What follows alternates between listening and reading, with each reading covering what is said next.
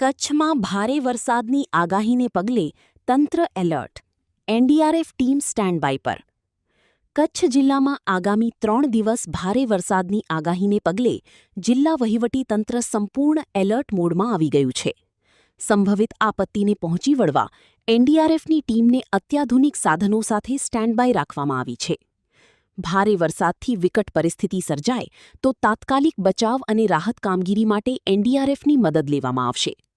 Team દ્વારા નીચાણવાળા વિસ્તારોની મુલાકાત લઈ પરિસ્થિતિની સમીક્ષા પણ કરવામાં આવી છે. રિપોર્ટ કરણ વાઘીલા, ભુજ.